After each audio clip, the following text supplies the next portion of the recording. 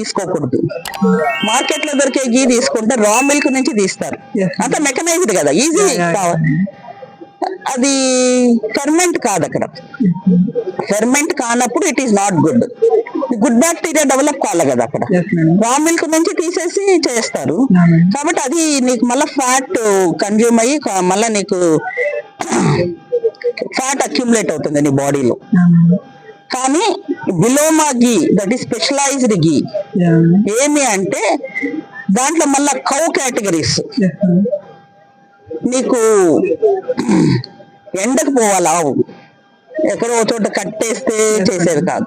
ఎండకు పోయావు, గడ్డి తినేవు, మనము పొట్టు, వరి పొట్టు, తౌడు, గానుగ పిండి అవి తినే ఆవు నుంచి తీసుకోవాలి. ఎందుకు మనం ఆహార ధాన్యాల నుంచి తీసుకున్నది ఆవుకు పెట్టాలి అంటే ఒమేగా 3 వస్తుంది. అదే మొక్కజొన్న, అమెరికాలో మొక్కజొన్న అవి పెడతారు, మొక్కజొన్నను ఇంకా నీకు ఇది వస్తాయి కదా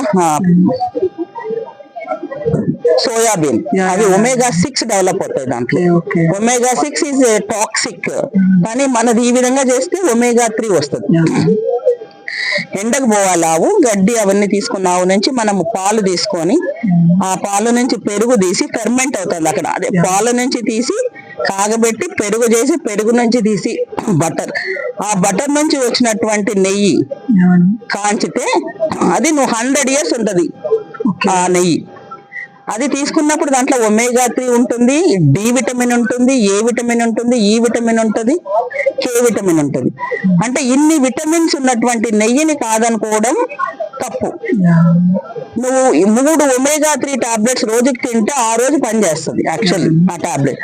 కానీ నువ్వు ఏమీ తినకుండా ఒక 6-7 స్పూన్లు నెయ్యి తింటే కూడా ఏమీ కాదు, ఇట్ ఈస్ ఎ ఛాలెంజ్. అప్పుడు ఫ్యాట్ మెటబాలిజం నీ